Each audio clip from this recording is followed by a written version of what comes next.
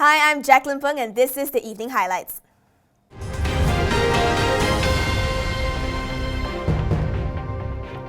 Today was supposed to be D-Day for the Najib administration. Lawmakers were waiting to hear Putrajaya explain how 2.6 billion ringgit ended up in the Prime Minister's personal bank accounts. But guess what? It didn't happen. Dato Sri Najib Razak was due to explain all questions surrounding the funds today, but he was conspicuously absent. His deputy, Dato Sri Ahmad Zahid Hamidi, addressed the matter instead. And that was a letdown as well. Kerajaan telah dinasihatkan oleh Pegawai Negara bahawa apa-apa kenyataan tidak wajar diberikan berhubung dengan perkara yang dibangkitkan memandangkan perkara tersebut masih dalam siasatan oleh agensi yang berkaitan. Namun begitu, saya rasa perlu dimaklumkan bahawa SPRM telah pun mengenal pasti penerima dana politik 2.6 bilion ringgit itu.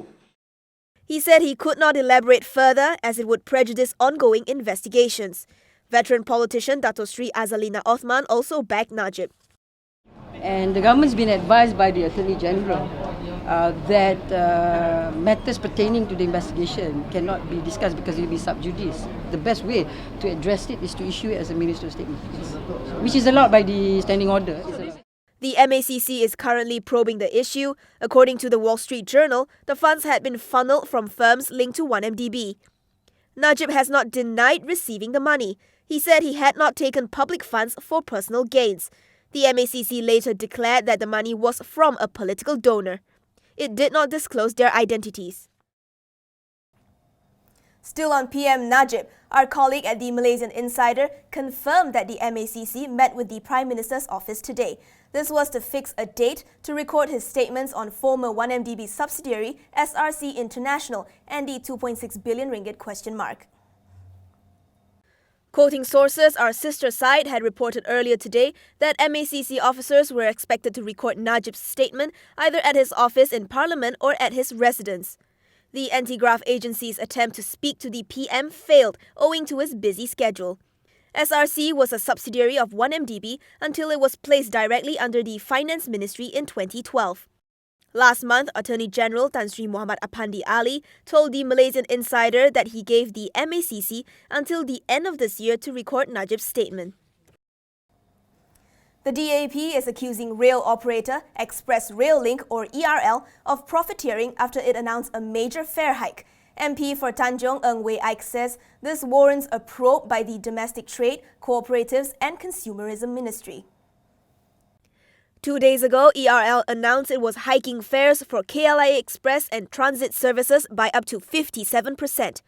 It says this was necessary as the company has sustained losses over the years amounting to 671 million ringgit. Ng isn't buying it. He says the company that operates the KLIA rail link to KL Central was making money before the extension to KLIA 2, while the 100 million ringgit cost for the extension wasn't even borne by ERL.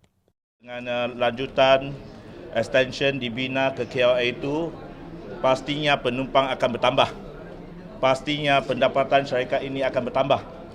Dan lebih-lebih lagi, walaupun syarikat ini dibentuk untuk membina landasan bagi ERL, tapi extension ke KLIA 2 ini ditanggung oleh Kerajaan Persekutuan. 100 juta ringgit ditanggung oleh Kerajaan Persekutuan. Tanpa 1 sen ditanggung oleh syarikat ERL ini. ERL has defended its fare increase. It says the fare is actually a discount to its approved new fare of 64 ringgit. UEM Sunrise is selling the service apartments component of its maiden Australian project for 120 million Australian dollars or 380 million ringgit. The project is Aurora Melbourne Central at La Trobe Street, Melbourne. It's being sold to Singapore's Ascendas Hospitality Trust.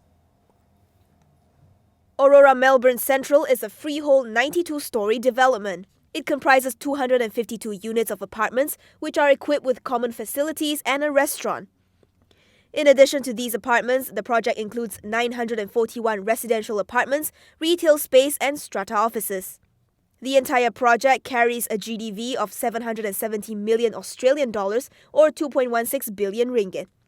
The deal is expected to be completed by September 30th, 2019, when the project is finished.